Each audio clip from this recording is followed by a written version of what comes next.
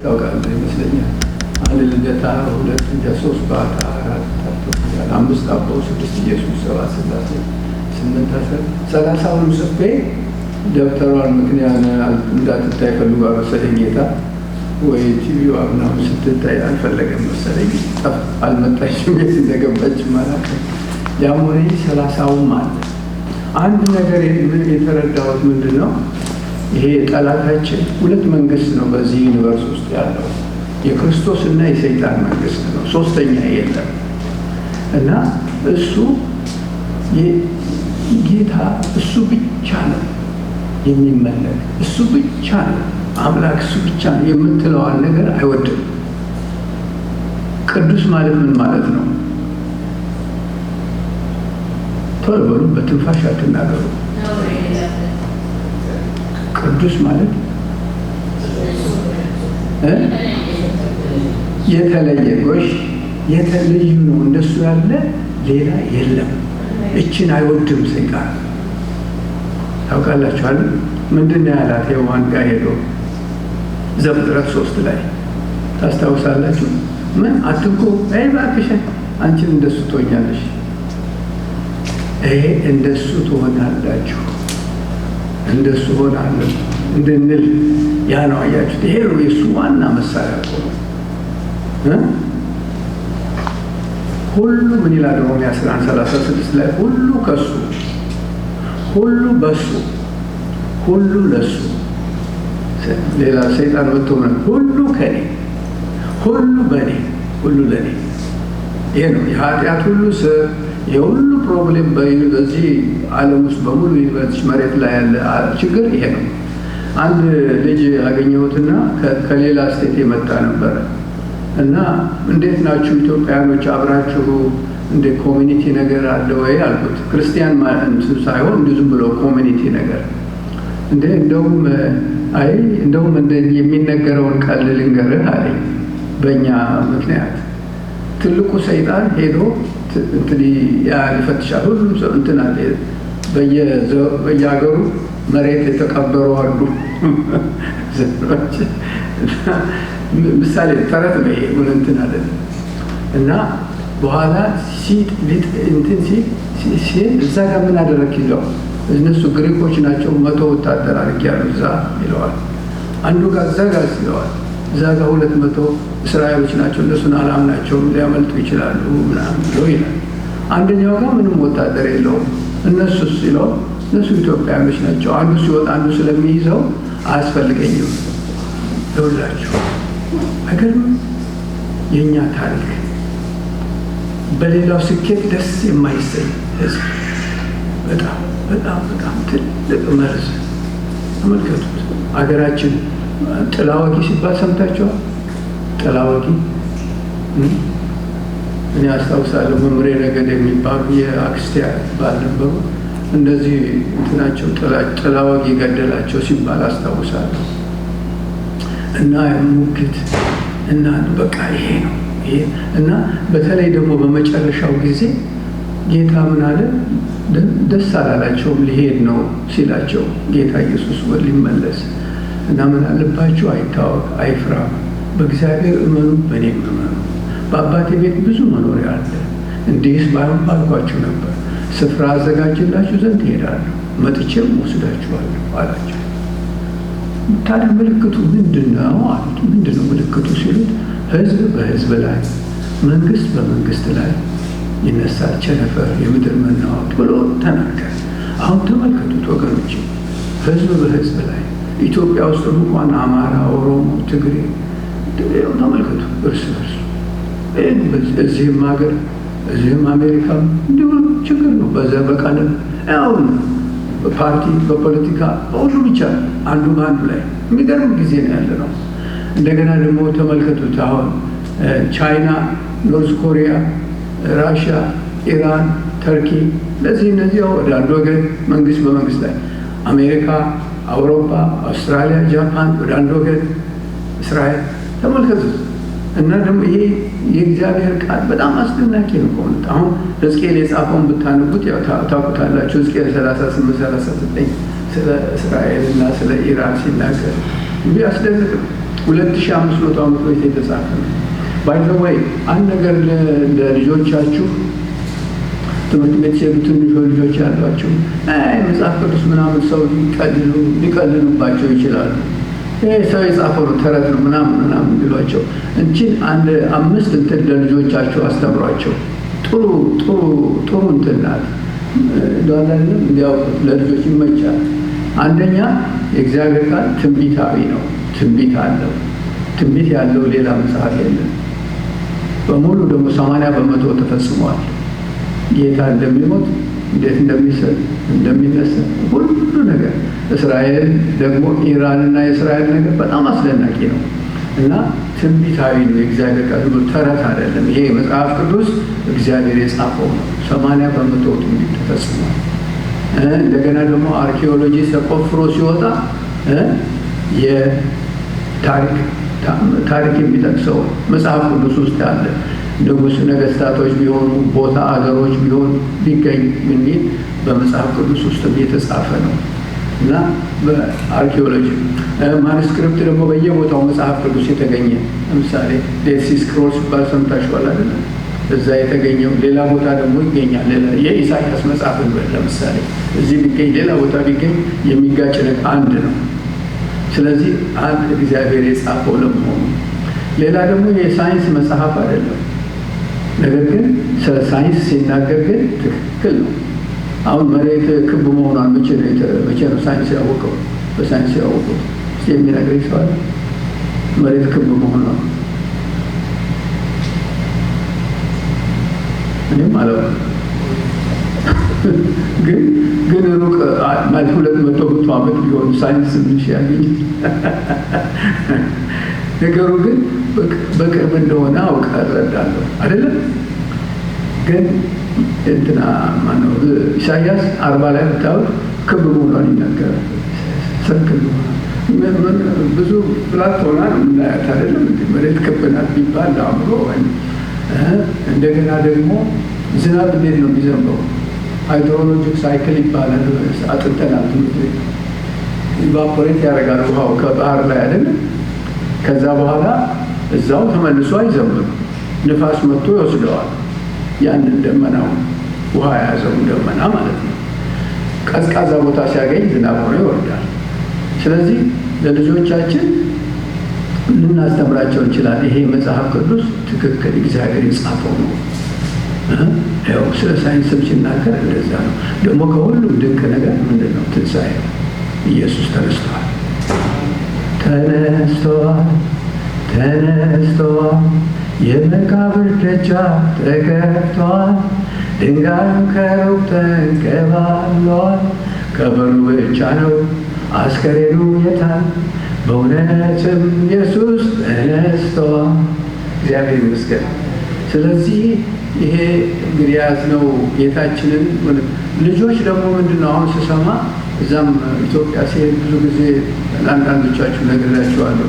ታክሲ ውስጥ ስገባ ሁል ጊዜ ትንሽ ጌታን ነገር መናገር ተንፈስ ሳልል አልወጣም እና ነግራቸዋለሁ። ከ10 ዓመት እስከ 19 ዓመት ያሉ ናቸው ከፍተኛ ሱሳይድ የሚያደርጉ እዚህ ሀገር። ከ10 ዓመት እስከ 19 ዓመት ልጆች አያችሁ፣ በጣም ያሳዝናል። ብዙ የሶሻል ሚዲያው አለ፣ የሚያዩት ነገር ብዙ ነገር አለ። ከቤተሰብ ጋር ደግሞ ያላቸው ሪሌሽንሽፕ ደግሞ ጥሩ ላይሆን ይችላል። ደግሞ የመደባበቅ ነገር መጥፎ ነው፣ ፍርሃት ያመጣል። እና ልጆቻችን ናቸው አሉ እዛ ታክሲ ልጆች ጋር እናወራለን እዛ አዲስ አበባ እና ልጆቻቸው ጋር ጥሩ ልጆች በአይናቸው ነው የሚሰሙት እንጂ በጆሮ አይደለም። የሚያዩት ነው በእነሱ ጋር የሚቆየው። እናትና አባታቸው ሲዋደዱ፣ ሲፋቀሩ፣ ሲከባበሩ፣ አንዳቸው ሲያጠፉ ይቅርታ ሲጠይቁ ይሄንን ሲያዩ ነው ልጆች ብዙ ነገር በውስጣቸው ይቆራል። እና ከልጆች ጋር ደግሞ የህብረት ጊዜ እንዲህ ሲሆን በጣም በጣም ጥሩ ነው። እግዚአብሔር ይመስገን ልጆቻችንን በጌታ ስም እንጠብቃለን። ጌታችን ይረዳናል። እና ይሄንን ነው የምላችሁ። ሌላ ምስክርነት ሁለት ነገሮች። አንድ ከዚህ በፊት የገለጽኩላችሁ ይመስለኛል። መዝሙረ ዳዊት 19 ቁጥር 14 ነፃ ያወጣኝ ቃል እንደሆነና ሕይወቴን የለወጠ እንደሆነ ይኸውም ታስታውሳላችሁ። የሚያስታውሳለን 1914 ሳንኮርጅ በቃል ማለት ነው። የሚኮርጁ ሰዎች አሉ። ኮርጅ ፈተና 1914 ታውቁታላችሁ? አታውቁም?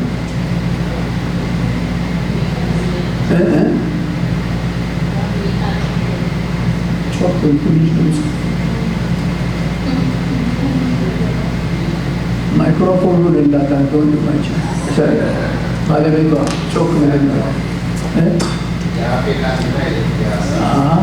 በፊትህ ያመረ እግዚአብሔር ይመስገን። ይህ ነው የአፌ ቃል የልቤ ይመስላ በፊትህ ያማረ። በእውነት ነው የምላችሁ ወገኖቼ፣ ሕይወቴን የለወጠኝ ነፃ ያወጣኝ ለወንድሞች ለሰው በምድር ላይ አንድም ሰው ቂም ያዝኩበት ሰው የለም፣ ይቅር ያላልኩት ሰው የለም። እና ይሄንን የሰጠኝ ጌታዬ ይህች ቃል በእውነት ነው የምላችሁ ነፃ አወጣኝ እና ጌታ የተመሰገነ ነው። ሌላ ደግሞ እነግራችኋለሁ። አሁን የሆነ ነገር አለ። ምንድነው? በአንዳች አትጨነቁ፣ የሚያስጨንቃችሁ ሁሉ በእርሱ ላይ ጣሉት፣ እርሱ ስለ እናንተ ያስባልና። ይህን ቃል በጣም አውቀዋለሁ። ሳውቀው ብዙ ጊዜ ነው፣ ግን እግዚአብሔር መንፈስ ቅዱስ እንግዲህ በውስጣችሁ ያው ሲያደርገው በጣም ድንቅ ነው እና አሁን ሁለት ነገሮች አሁን በቅርብ የሆነውን ነው የምነግራችሁ። ምን ይሆናል? ይሄ የፍላይቴ እንትን ዝብርቅርቅ አድርገው ተቀይረዋል። ፍላይቱ እና መጥፎ ሰዓት 30 ሰዓት ዋሽንግተን ውስጥ እንድቆይ እና በብዙም ያህል ነበረ እና ግን ምንድነው እሱ ጌታ ሆይ ባለኝ ይህን ጉዳይ አንተ ፍታልኝ፣ አንተ እርዳኝ ብያለሁ። በእውነት ነው የምላችሁ። እንዴት የሚያስደንቅ ነው! ዝም ብሎ የሚያስገርመኝ ነገር አሁን አንዲት ሴትዮ እንትኑ ጋር ደውላ እንደገና በደንብ ሆኖ እንደውም ከበፊቱ ከነበረው በጣም በቤስት አይነት ሁኔታ በእውነት ነው የምላችሁ። ይሄንን ለትንሽ ለማንኛውም ነገር በሕይወታቸው የሚያስጨንቅ ነገር ሲመጣ ጌታ ይሄንን ነው የሚለው፣ በእኔ ላይ ጣሉት፣ እኔ ስለ እናንተ አስባለሁ። ሁሉን የሚያውቅ ሁሉን የሚችል በሁሉ ቦታ የሚገኝ ልጁን እስከ መስጠት ድረስ የሚወደን እሱ ካሰበልን ምንድን ነው እንግዲህ ተመልከቱ። እና ብዙ ነገሮች ይዘን የምንጨነቅባቸው ነገሮች እንዴት እነዚህ ሁለት ቃሎች በእውነት ሕይወቴን ነፃ ወጣኝ። በጣም እግዚአብሔር እናመሰግነዋለሁ። ጌታ ይመስገን። ወደ ትምህርቱን ጀምራ ስብከቱ አሁን እስካሁን ምስክርነት ነው አይደለም። እግዚአብሔር ይመስገን። ማንም አይዘን ኪራይ በሰዓት አይደለም አይደለም። እናንተም ደግሞ እየሳቃችሁ ስለሆነ ከኔ ጋር እንደሆናችሁ ይሰማኛል። የተቆጣ ሰው አንድም አላየሁም። አሁን ደግሞ ከነገርኳችሁ በኋላ ሳቃችሁና በዛችሁ። ስለዚህ አዎ ነው የምትሉኝ፣ ተስማምተናል። እሺ፣ እግዚአብሔር ይመስገን። የአርስታችን ይገባዋል አይገባውም? ይገባዋል አይገባውም? ጠላታችን ይህንን ነው የማይፈልገው ነገር አይገባውም። እና ግን እግዚአብሔር የተመሰገነ ይሁን። ዘፍጥረት 3 ላይ ሄዶ ታስታውሳላችሁ ምን እንዳላት አይደለም? ሔዋንን ምንድን ነው ያለሽ? እንደሱ ትሆኛለሽ። ይሄ መቼም በእግዚአብሔር ፊት በእውነት ነው የምላችሁ ወገኖቼ፣ የትዕቢት መንፈስ፣ የትዕቢት ልብ በጣም እግዚአብሔር ፊት እንዴት ጸያፍ እንደሆነ እግዚአብሔር ይጠብቀን። ጌታ በእውነት ሕይወታችን የጌታ ኢየሱስ። እስቲ እንጸልይ ብርታችሁ ያለህ የነበርክ የሚመጣውን ሁሉ የምትገዛ ጌታችን አምላካችን ሁሉን የፈጠርክ ሁሉም ለክብርህ የተፈጠረ ጌታ እንዳንተ ያለ አምላክ የለም። አንተ ብቻህን አምላክ ነህ። ቅዱስ ነህ ጌታ ሆይ። ሱራፌል ቅዱስ ቅዱስ ቅዱስ እያሉ ሌት ተቀን አያርፉም። እንዳንተ ያለ ማንም የለም። ደግ፣ ቸር፣ ፍቅር መሐሪ እግዚአብሔር አባት ሆይ በጣም አስደናቂ አምላክ ነህ። የሰራኸው ስራ ሁሉ ድንቅ ነው። ጌታ ሆይ እናመሰግንሃለን። ክብር ሁሉ ለአንተ ብቻ ይሁን። የኔ ጌታ ዛሬ ደግሞ ከወገኖቼ ጋር አብረን ጌታ ቃልህን ስንከፋፈል አንተ ባርከን ተጠቀምብን። እርስ በርሳችን በረከት አድርገን ጌታ ሆይ አምላኬ በመንፈስ ቅዱስ ኃይል ለእያንዳንዳችን ጌታ ሆይ አንተ እንድታስረዳን፣ እንድትለውጠን፣ እንድትፈታ አስተሳሰባችን፣ አእምሯችን ሁሉ እንደ ጌታችን እንደ ኢየሱስ ክርስቶስ እንዲሆንልን ራሳችንን ለአንተ እናቀርባለን። ያንተ ስም ከፍ ብሎ ይገለጥ በጌታ በኢየሱስ አሜን አሜን። እና እሺ ታውቁታላችሁ ቦታውን ዘፍጥረት 3:4 ላይ እንዳለ እንደሱ ትሆኛለሽ አለ። ኢሳይያስ 14 ላይ ሄደን ስናይ ደግሞ የምታውቁት ክፍል ነው። 5 ጊዜ ነው እኔ የሚለው ታውቁታላችሁ አይደል? ክፍሉን ብናነበው ጥሩ ነው ግን እናንብበው። እሺ ኢሳይያስ 14 ላይ እናንብብ እስቲ። ኢሳይያስ 14 ቁጥር 12 ጀምሮ ይገርማል። እሱ እኮ ይሄንን ብሎ ካለ በኋላ ወደ ምድር ተጣለ ያለ ይሄን አይነት ሀሳብ 1/3 መላእክቶች ከእሱ ጋር አብረው አሁን ክፉ መናፍስት የምንላቸው የሚሰሩት እኮ በምድር ላይ የእሱ ወታደሮች እነሱ ናቸው አይደል? ኢሳይያስ 14 ቁጥር 12 ጀምሮ አንተ የንጋት ልጅ እንዴት አይነት እኮ የሚያምር እንትን ነበረ። እልፍኛ አስከልካይ በእግዚአብሔር ፕሬሰንስ ያለ አንተ የንጋት ልጅ አጥቢያ ኮከብ ሆይ እንዴት ከሰማይ ወደቅክ? አሕዛብንም ያዋረድክ አንተ ሆይ እንዴት እስከ ምድር ድረስ ተቆረጥክ? አንተም በልብህ ሀሳብ ሁል ጊዜ የት ጋር ነው? ልብ ውስጥ ነው። አእምሮ ውስጥ አይደለም፣ ልብ ውስጥ ነው። አንተም በልብህ ወደ ሰማይ አድርጋለሁ፣ ዙፋኔንም ከእግዚአብሔር ከዋክብት በላይ ከፍ ከፍ አደርጋለሁ፣ በሰሜንም ዳርቻ በመሰብሰቢያ ተራራ ላይ እቀመጣለሁ፣ ከደመናዎች ከፍታ በላይ አድርጋለሁ። እኔ በልዑልም እመሰላለሁ አልክ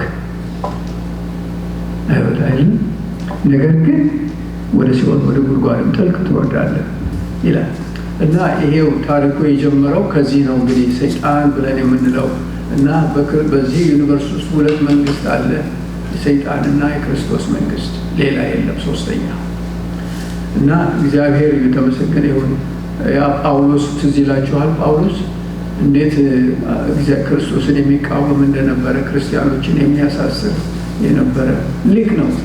በትውልዱ አይሁዳዊ ነው፣ በጎሳው ሮማዊ ነው። በዜግነቱ ሮማዊ ነው። በባህሉ ደግሞ ግሪክ ደግሞ ሊቅ የተማረ ነው። እና እንግዲህ ትምክህት ካስፈለገ እንግዲህ ትምክህት አለው ማለት ነው፣ ሊኖረው የሚገባው ነው። ነገር ግን ጌታን ሲያገኝ ጌታ ለምን ታሳድደኛለህ ብሎ አልተገናኘውም። ከዚያ በኋላ ያለው አስተሳሰቡ ገላትያ 2:20 ላይ ይናገራል። እንደገናም ደግሞ ዓለም ለእኔ ከተሰቀለበት እኔም ለዓለም ከተሰቀልኩበት ከኢየሱስ ክርስቶስ መስቀል በቀር ሌላ ትምክህት ሁሉ ከኔ ይራቅ። ሌላ ትምክህት ወገኖቼ እንደ በሽታ እንደ ተስቦ በሽታ መሸሽ ያለብን ትምክህት ነገር ነው። በውስጣችን አስተሳሰባችን በሚስቶቻችን ላይ ቢሆን፣ በባሎች ላይ ቢሆን፣ በቸርች ሜምበርስ፣ በጓደኞች ቤትም ስራ ቦታ ይሆን ይሄ በጣም በጣም በጣም መርዝ እግዚአብሔር በሽታ ክፉ በሽታ እሱ ነው። እግዚአብሔር ይመስገን። እና የክርስቶስ ማይንድ ተሰጥቶናል ይላል።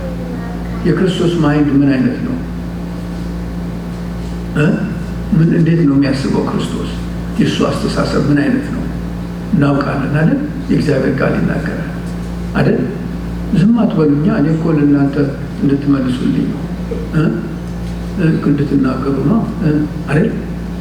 እስቲ የት ጋር ነው እንደሱ የሚለው? እስቲ ንገሩ ስለ ክርስቶስ ማይንድ ማይንድ አለ። የክርስቶስ ልክ ነው። የክርስቶስ ነው ምን አይነት ነው እሱ የሚለው? እንደዛ አንድ ቦታ ዛቁ። እሺ የክርስቶስ ማይንድ አለ። እግዚአብሔር ይመስገን። ተመልከቱት ወገኖች፣ የክርስቶስ ማይንድ አለን፣ ተሰጥቶናል። ካልተቀበልነው ግን የኛ አይሆንም። እኔ በራሴ ደካማ ነኝ፣ ኃይልን በሚሰጠኝ በክርስቶስ ግን ሁሉን እችላለሁ ብለን እንድንል በሚወደን በእርሱ ከአሸናፊዎች ሁሉ እንበልጣለን። ደካማ እንሁን፣ ራሳችንን እንናቅ ወይ እንጥላ እኮ አይደለም። ነገር ግን ሁል ጊዜ ዝቅ ብለን ሌላውን ማስቀደም ለመስማት የፈጠን ለመናገር የዘገየን እያንዳንዱ ባልንጀራው ከራሱ ይልቅ እንዲሻል በትህትና ይቁጠር። እግዚአብሔር ይመስገን። ይሄ ነው ወገኖች። የት ቦታ ነው ደግሞ የእሱን ንጉሥነት የምንገልጽበት ቦታ? ሶስት ቦታዎች ቤተሰብ ውስጥ አይደለም? እቤታችን፣ እቤት፣ ቤተ ክርስቲያን እና ምድራዊ መንግስት ወይም ስራችን ቦታ በውጭ ባለን በየትም ቦታ ምንድነው የእሱን ንጉሥነት የእሱን ጌትነት በሕይወታችን የሚገለጽባቸው ቦታዎች። አልበዛ ክርስቶስ ንጉሥ ነው ስንል ምን ማለት ነው? ዝም ብሎ የአፍ ብቻ እንዳይሆን ማለት ነው። እና ሮሜ 1 ላይ ምን ይላል? ሮሜ 1 ከቁጥር ጀምሮ ከ18 ላይ ጀምረን ብናይ ሮሜ ምዕራፍ 1 ቁጥር 18 ጀምሮ እውነትን በአመፃ በሚከለክሉ ሰዎች በኃጢአተኝነታቸውና በአመፃቸው ሁሉ ላይ የእግዚአብሔር ቁጣ ከሰማይ ይገለጣልና። የእግዚአብሔር ቁጣ ከሰማይ ይገለጣል። በማን ላይ ነው የሚገለጠው? እውነትን በአመፃ እንዴት ነው እውነትን በአመፃ የሚያምፁት? በእውነት ላይ እንግዲህ እኮ እውነትን ያላቸው ማለት እኮ ነው። እውነትን የሚያውቁ ያውቃሉ፣ ግን በእውነት ላይ የሚያምፁ በአመፃቸው ላይ የእግዚአብሔር ቁጣ ከሰማይ እግዚአብሔር ስለገለጠላቸው ስለ እግዚአብሔር ሊታወቅ የሚቻለው በእነሱ ዘንድ ግልጥ ነውና ያውቃሉ። ግልጥ ነውና ቤተ ክርስቲያን ሊሄዱ ይችላሉ፣ መጽሐፍ ቅዱስን የሚያነቡ ሊሆኑ ይችላሉ።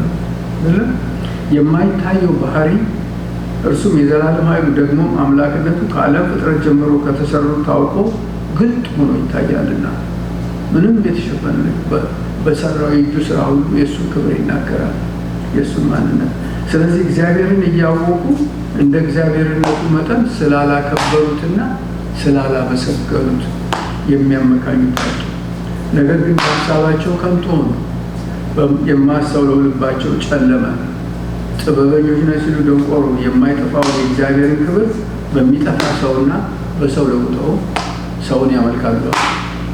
በሚጠፋ ሰውና በወፎች 4 እግር ባላቸው በሚንቀሳቀሱ መልክ መስለው ለወጡ። ይህንን ዩኒቨርስ እግዚአብሔር ይህ አይነት ድንቅ የሆነ አምላክ መቼም ስለ ክሪኤሽን ስንመለከት የሚገርም ነው። አሁን 15 ቢሊዮን ላይት ይርስ አወይ ሌላ ጋላክሲ ዲስካቨር ያደረጉ ይህ አምላክ ምን አይነት አምላክ ነው? በእውነቴ ነው ወገኖች፣ አያስገርምም? እንዴት ለእኛ እኛን በጣም ውድ የሆነን የወደን ደግሞ የፍቅር ስራ ይሰራል ሳይሆን ፍቅር ነው። እኛ ይሄ ማወቅ እንችላለን፣ ፍቅር ነው። እንደገና ደግሞ የአምላካችን ጅማሬም የለውም፣ ሁልጊዜም አለ። እኛ የምናውቀው ነገር በሙሉ ጅማሬና ፍጻሜ ያለው ነገር ነው የምናውቀው። ያ የለው ለማሰብም አልቻለም። ጅማሬ የሌለው እንዴት ይገባቸው? ጢዝ ነው የምትሎች ባቄላ ጭንቅላት አይገባም። መጀመሪያ የለው መጨረሻ የለው። ይህ አምላክ እኛም ወዶ 10 ቢሊዮን ህዝብ በራሳቸው ቆሞ የሚያመልኩት መፍጠር አይችልም? ግን ያ ታዲያ ፍቅር ይሆናል? እሱ ፍቅር ነው ኔቸሩ። እንዴት ሆኖ ቶይ ዝም ብሎ የሚሰራው ስራ ምን ያስደንቃል አይደል? እግዚአብሔር የተመሰገነ እኛን ወዶ ለእኛ መጥቶ በእኛ ቦታ ሞተ። ለምን? ብርሃንና ጨለማ በአንድነት መሆን ይችላል? ማን ነው የሚሸሸው? ምኞት ጸንሳ ምን ትወልዳለች? ኃጢአት ካደገች በኋላ ሞት። ኃጢአት የሰራ ሁሉ ሞት፣ ወደ ጨለማ ነው። ጨለማ ብርሃን የለም። እንዴት ሆኖ ይቀፈን? እንዴት ሆኖ ያስገባል? እንዴት ሆኖ ልጆቹ ያድገን? ጨለማና ብርሃን፣ እሱ ብርሃን ነው፣ ጨለማ የለበትም። ስለዚህ ምን ማድረግ አለበት? ይህን ጨለማ ከኛ አርቆ። ስለዚህ እሱ ራሱ መጥቶ በመስቀል ላይ ሞት። አንድ ሳይንቲስት የእሱን መከራ የተቀበለው ሲገረፍ የተቀበለውን መከራ በሳይንስ አጥንቶ በፊዚዮሎጂክሊ በጣም የሚያስገርም ደምና ላብ አብሮ ተቀላቅሎ ቬኖቹ እንዴት በሳይንስ አጥንቶ እኮ ነው ምን አይነት መከራ እንደተቀበለ። ይሄ ሁሉ ለምንድን ነው? እኛን ስለሚወደን እግዚአብሔር ከእሱ ጋር ሊያደርገን ስለሚፈልግ። ለዚህ አምላክ ታዲያ ዝቅ ብለን የሕዝቡን እግር ማጠብ ትልቅ ነገር ነው ወገኖች። ሁለት አንድ ጸሎት አሁን ጸልየው ሁልጊዜ እግዚአብሔር እባክህ የሕዝብህን እግር በፍቅር ልጠብ እያልኩ ጸልያለሁ። ጌታዬ እባክህ ጌታ ላንተ ብቻ ልሁንልህ እያልኩ ጸልያለሁ። ጌታዬ ትምሰልኝ። አገራችን ውስጥ አሁን መቼም የሚሰራው ነገር በጣም ድንቅ ነው። ወንጌል ወገኖች የጌታ ኢየሱስ ክርስቶስ ይሄ ሰይጣን መቼም ይኸው እንዳልኳችሁ እሱ እንዳይመለክ ነው የሚፈልገው። እና አሁን እነዚህ አማልክቶች በሙሉ አሁን አገራችን ህዝባችን እንዴት ያሳዝናል። የኛ ህዝብ በእውነት ነው የምላችሁ። ታቦት እንጨቱን ተሸክመው የሚሄዱ ቄሶች የረገጡትን ቀጤማ ምናምን አንስተው ይስማሉ፣ እሱን ያቅፋሉ፣ እሱን ይበቃ እና ወንጌል እላለሁ ጌታ የሞተላቸው ጌታ ያንን ሳያገኙ አቤት እንትኑ ዛሬ ጽፌ ነበረ አለመጣሁትም የት እንደጠፋ አላወቅኩም። 30ውን ቀን ያሉትን አማልክቶች ጽፌ ነበረ። ከክርስቶስ መለየት ነው ዋናው የጠላት ስራ። ክርስቶስ ላይ ነው እሱን እንዳያገኙ ነው ሰዎች። እና ሁለተኛ ጢሞቴዎስ ምዕራፍ 3 ደግሞ ይህ ሀገር የምዕራቡ ዓለም ዋና አድርጎ የሚመለከታቸውን የሚያመልካቸው 3 ነገሮች ይጠቅሳል። በመጨረሻው ቀን ብሎ ሁለተኛ ጢሞቴዎስ 3 በመጨረሻው ቀን የሚያስጨንቅ ዘመን እንዲመጣ ያለወቅ ሰዎች ራሳቸው የሚወዱ ገንዘብ የሚወዱ ትምክተኞች፣ ትዕቢተኞች፣ ተሳዳቢዎች፣ ለወላጆቻቸው የማይታዘዙ፣ የማያመሰግኑ፣ ቅድስና የሌላቸው፣ እርቅ የማይሰሙ፣ ሐሜተኞች፣ ችኩሎች፣ በትዕቢት የተነፉ፣ ከእግዚአብሔር ይልቅ ተድላን የሚወዱ፣ የአምልኮት መልክ አላቸው። ሊዘምሩ ይችላሉ፣ ሊሰብኩ ይችላሉ፣ ሁሉም ነገር ማድረግ ይችላሉ፣ ጥረቡ ይችላሉ። ኃይሉን ግን ክደዋል። እግዚአብሔር ኃይሉ ማን ነው? እግዚአብሔር ቅዱስ መንፈስ የሚሰራባቸው አይደለም። ምን አለ ጌታ በመጨረሻው ቀን ምንድን ነው ያለው? ያመኑትን እስኪያስቱ ድረስ ታላላቅ ምልክት ድንቅ ይሰራሉ አላለም? ስለዚህ ያ አይደለም ምልክቱ። ምልክቱ ምን ነበረ ታዲያ? የጌታ የሆነ ሰው ምንድን ነው ምልክቱ ብለን ስንል ማቴዎስ 11:28 ምንድን ነው የሚለው? በትንፋሽ አንናገር ወገኖች።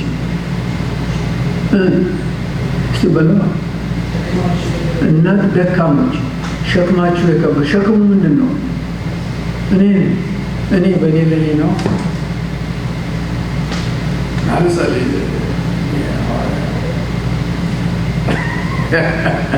ብትቷ ደግሞ እግዚአብሔር የተመሰገነ እና ኑ ከኔ ተማሩ፣ እኔ የዋህ በልቤም ትሑት ነኝ፣ ለነፍሳችሁ እረፍት ታገኛላችሁ። እረፍት የለውም ትዕቢተኛ ሰው። ለምን? የማያውቀው ነገር ሰው ያውቅብኛል አለማወቄን ብሎ ይደነግጣል። እንደባለነ ነው። እረፍት የለውም። በቃ እንዲሁ ሲቃዥ ነው፣ ሲጨነቅ ነው የሚሰማው። ትዕቢት እረፍት የለውም እና ሸክማችሁ የከበደ ወደ እኔ።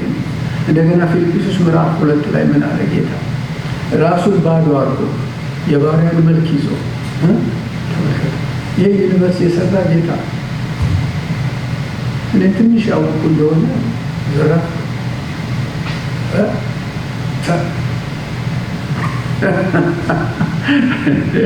አሻንጉሊት የሆነ በጣም ጸያፍ በእውነት ነው። ጌታ ሆይ እግዚአብሔር የተመሰገነ ይሁን።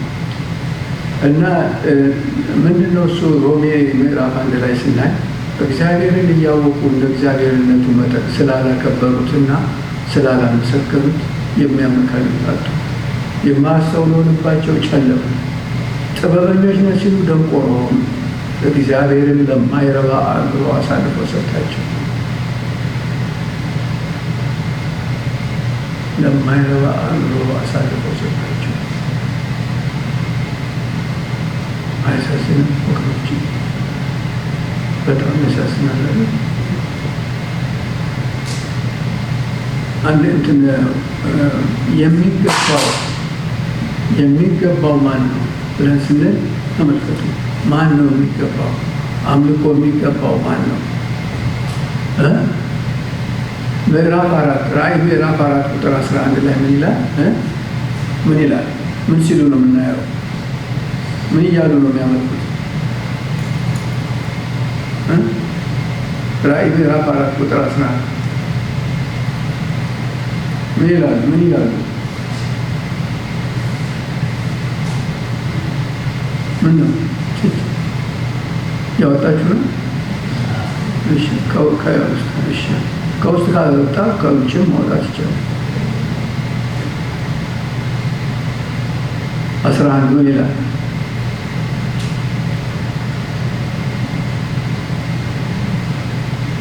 ይገባሃል ላይ አይሉ? ለምንድን ነው የሚገባው? ሁሉን ፈጥረሃልና፣ ሁሉም ደግሞ ለክብር ተፈጥሯልና፣ ሁሉን ይፈጥራል። ስለዚህ ይገባሃል፣ ይገባሃል። የሚገባው እሱ ብቻ ነው። እግዚአብሔር ይመስገን፣ እግዚአብሔር ይመስገን። አሁን ባለፈው አሁን ባህር ዳር ጸሎት እየተደረገ አምልኮ እያመለኩ ነው። እንግዲህ ብዙ ካህናቶች፣ ብዙ ጳጳሳት ሁሉ የሀገረ ስብከት ኃላፊዎች ሁሉ ጌታን እያወቁ ነው እና ያስተምሩና ሲጨርሱ መጽሐፍ ቅዱስ እየሰጡ ነው የሚሸኟቸው። ከዚህም በፊት የነገርኳቸው ይመስለኛል ይሄን እና አሁን ባህር ዳር ባለፈው አንድ ጳጳስ እንደዚህ ስብሰባ ውስጥ ሆኖ ሲጸለይ ጳጳሱ መውደቅ። ለምን? እርኩስ መንፈስ ከውስጣቸው በጌታ በኢየሱስ ስም ነፃ ወጡ። ከዛ በኋላ ንስሐ ገቡ። ጥንቆላ መጽሐፍ ወደ 31 የሚሆን መጽሐፍ አምጥተው አቃጠሉ። ይህንን ያየ ካህናት ሁሉ 400 የሚሆኑ ካህናት ጌታን ተቀበሉ። ጌታ ይመስገን። እንደዚህ እያደረገ ምድራችንን ጌታ እየደረሰ ነው። በእነሱ ነው የሚደርሰው። እነሱ ናቸው አሁን እነሱ ናቸው። በእውነት እንዴት ደስ የሚል ይመስላችኋል ስታዋቸው እነዚህ ወገኖች? በቃ ያ ባዶ የሆነ ዝም ብሎ ቀፎ ሃይማኖት፣ ዝም ብሎ ስርዓት እናንትን ከዛ ትብታብ ውስጥ ወጥተው ጌታ ኢየሱስን አግኝተው እነሱም ለሌላው ደግሞ በእነሱ ነው ኢትዮጵያ ምድር ወንጌል የሚደርሰው እነሱ ናቸው። እግዚአብሔር ይመስገን በእነሱ ነው ወንጌል እና አሁን እንደሱ እየሆነ ነው። አሁን ወደ ነገር ባለፈው ገልጭ ትዝ ይላችሁ እንደሆነ በ4 ዓመት ውስጥ 200,000 ሰው ወንጌል አሰምተው 117,300 ጌታን ተቀበሉ። 9,300 ተጠምቋል። ኦርቶዶክስ ከተጠመቀ ገብቶታል ማለት ነው። ጥምቀት ድረስ ከሄደ እግዚአብሔር ይመስገን እና ጌታ ድንቅ ነው። ወንጌል ወንጌል ወንጌል ክርስቶስ ሞተ፣ ተቀበረ፣ ተነሳ።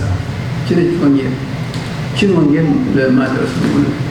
እሺ ይገባው የሚገባው አምልኮ ማን ነው? ጌታ ኢየሱስ ብቻ ነው። እግዚአብሔር ብቻ ነው።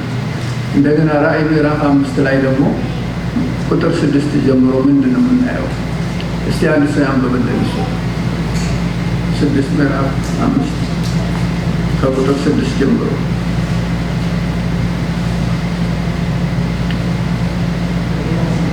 እሺ ጮክ በል ነው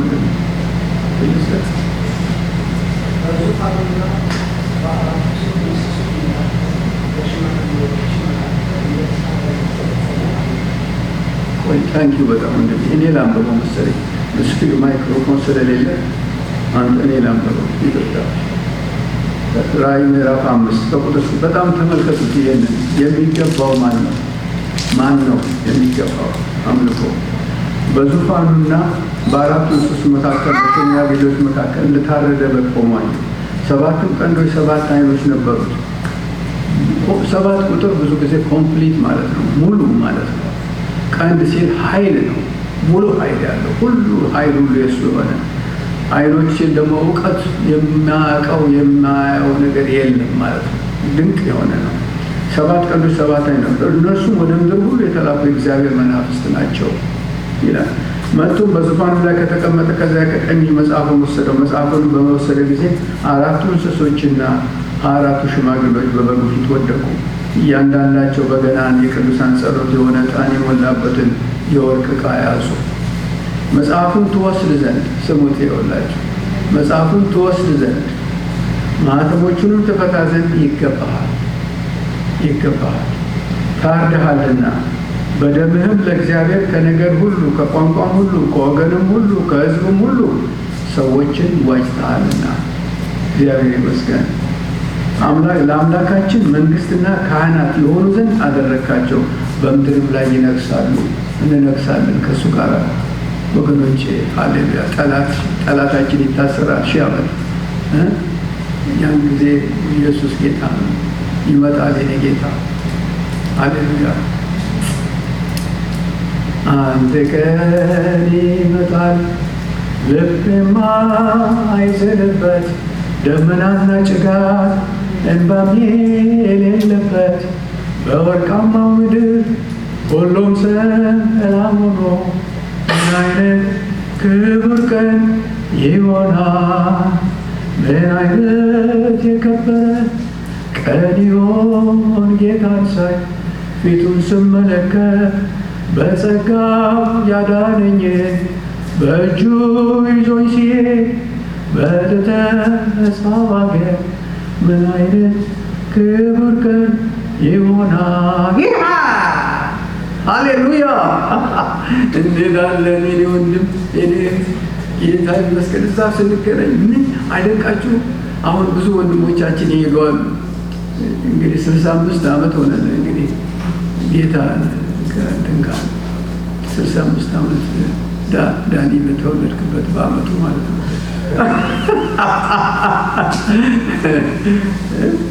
አቤት እናስታውሳች ጸጋዬ፣ ጌታቸው፣ አሰፋ፣ ዘለቀ፣ ከበደ፣ ድር አቤት ወንድሜ ወደ ጌታ ወረደ። አንዳንዴ ምን አስባለሁ መሰላችሁ? አሁን እኮ ምን ይታወቅ፣ ጌታ እኮ ድንቅ አምላክ ነው። የሪሌሽን አምላክ አይደል?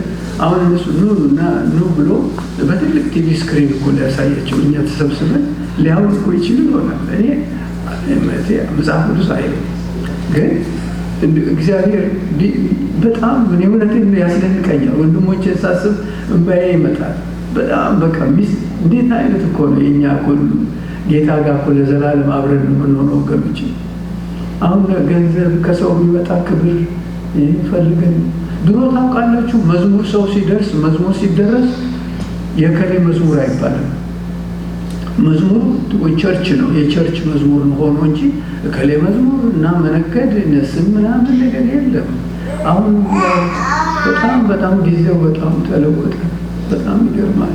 ጠላት በጣም እየሰራ ነው። ነገር ግን እግዚአብሔር ይመስገን ጌታ አይተውንም።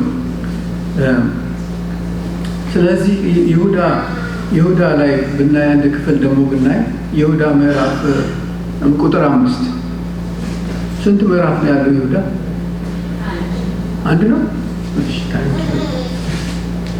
ይሁዳ ቁጥር 5 ላይ ዳሩ ግን ይላል ሁሉን አንድ ጊዜ ፈጽሞ ምንም የተማራችሁ ብትሆኑ፣ ልብ በሉ ወገኖቼ፣ ዳሩ ግን ሁሉን አንድ ጊዜ ፈጽሞ ምንም የተማራችሁ ብትሆኑ ጌታ ከግብፅ ሀገር ሕዝቡን አድኖ የማያምኑትን በኋላ እንዳጠፋቸው ላሳስባችሁ እወዳለሁ። መኖሪያቸውንም የተዉትን እንጂ የራሳቸውን አለቅነት ያልጠበቁትን መልአክ በዘላለም እስራት ከጨለማ በታች እስከ ታላቁ ፍርድ ድረስ ጠብቋቸዋል። መላእክቶቹም ታስረው ፍርዳቸውን እየጠበቁ የመጨረሻ ፍርዳቸው። እንዲሁም እንደነርሱ ዝሙት ያደረጉና ሌላን ሥጋ የተከተሉ ሰዶምና ገሞራ በዙሪያቸው የነበሩ ከተማዎች በዘላለም እሳት እየተቀጡ ምሳሌ ሆነዋል። እንዲሁም እነዚህ ሰዎች ደግሞ እያለሙ ሥጋቸውን ያረክሳሉ፣ ጌትነትን ይጥላሉ፣ ስልጣን ያላቸውን ይሳደባሉ። ይሄ ምንድን ነው? እግዚአብሔር ጌታ ትዕቢተኞችን ይቃወማል፣ ለትሑታን ግን ጸጋን ይሰጣል። ወንድሞቼ ሁሉ ጊዜ በቃ እርስ በርሳችን እንደው አንዳንድ ነገሮችን ስሰማ አይ እላለሁ በእውነት የትዕቢት የመከፋት የመናናቅ የመጣጣል ነገር እንዴት ሆኖ እኛ መካከል ይመጣል? ራሱን ባዶ አድርጎ የባሪያን መልክ ይዞ የመጣ ጌታ ለእኛ ምሳሌ እንዲሆንን አይገባም? እሱ እንደዚህ ያደረገልን ጌታ ለእሱ የምንሰጠው መልስ እንደዚህ ነው። ደግሞ እግዚአብሔር እኮ በጣም አስደናቂ ነው በእውነት ጌታ። በቀኙ የቆሙትን ታስታውሳላችሁ ወገኖች? ተርቤ አበላችሁኝ፣ ተጠምቼ አጠጣችሁኝ፣ ታርሼ አለበሳችሁኝ። ጌታው የት አይተንህ ነው እንደዚህ ያደረገልህ ሲሉት ከነዚህ ከታናናሹ ለአንዱ ያደረጋችሁትን ለእኔ ያደረጋችሁት። ስለዚህ ወገኖች የሚያሳየን ስለ ቤተ ክርስቲያን የሰጠን ስዕላዊ መግለጫ ምንድን ነበረ? አንዱ ህንፃ ነው አይደለም? ህንፃ ነው።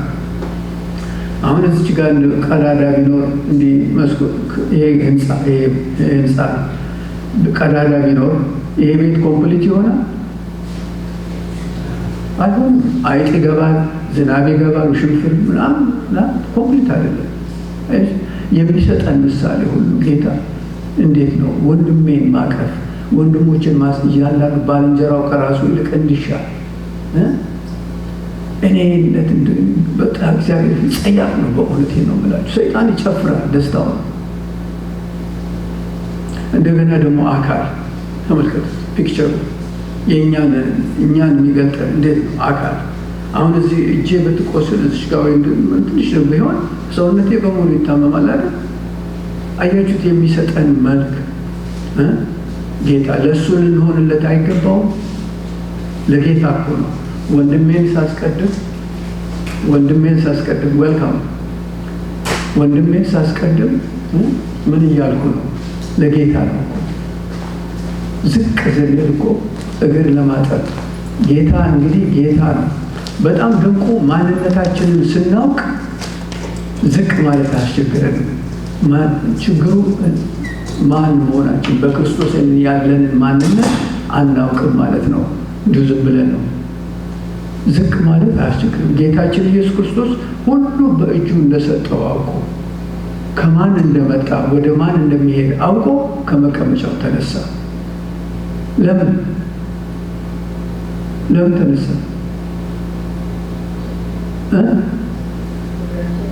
እግር ለማጠብ ሁሉ እኛ ትንሽ እንትን ያደረግነው ደረታችን ያብጣል ወገኖች። እና እንዴት ሆነን በቃ እኮ እውቀት ያስታብያል፣ ፍቅር ግን ያነጻል። እግዚአብሔር ይመስገን። ዝቅ ማለት ነው እኮ በቃ ለእሱ መኖር ማለት እኮ ወንድሜን ማስቀደም ነው። እግዚአብሔር ይመስገን። ስለዚህ አሁን አይመልከቱት የሚለን ምልክቱ ምንድን ነው? ቤተ ክርስቲያን አካል ነን እኛ ወንድሞች። እቺ አውራ ዶሮ አንድ ቦታ አውራ ዶሮ አይቻለሁ። ትጂ አውራ ዶሮ አታውቁም? አውራ ዶሮ ታውቃላችሁ? አታውቁም? ዳኒ እንደዚህ አውራ ዶሮ ሲተኛ እንዴት ነው? እንደዚህ ነው። አውራ ዶሮ ስትመሽ ይላታለሁ አሉዳት እና ምንድነው እሱ? እግዚአብሔር የተመሰገነ ነው። ለወንድምን ማስቀደም ነው፣ እግር ማጠብ ነው። የጌታ ስፒሪት ይሄ ነው። እውቀት ያስታብያል፣ ፍቅር ግን ያነጻል። እግዚአብሔር ይመስገን። ስለዚህ ወገኖች አንድ አካል ራስ ማን ነው? የአካሉ ራስ ክርስቶስ ነው አይደል? ተመልከቱ። ትእዛዝ ሁሉ ነገር የሚመጣው ከላይ አይደል? ራሱ ከሌለ ዋጋ የለውም። ስለዚህ ወገኖቼ፣ ወንድሞቼ፣ እናቶቼ በጌታ ለሌሎችም መጸለይ ደግሞ ሌላው ነገር ደግሞ ምንድን ነው? እንደዚህ አይነት ችግር ስናይ ወይ አንድ ነገር በወንድሞች ላይ ስናይ ይሄ አልገባውም፣ ይሄ እንደዛ አይነት ነገር ስናደርግ ምንድን ነው? ጠላት እኛን እኔ ይሻላለሁ ማለታችን ነው። እኛስ አይናችን ያበራ ማን ነው? ጌታ አይደለም?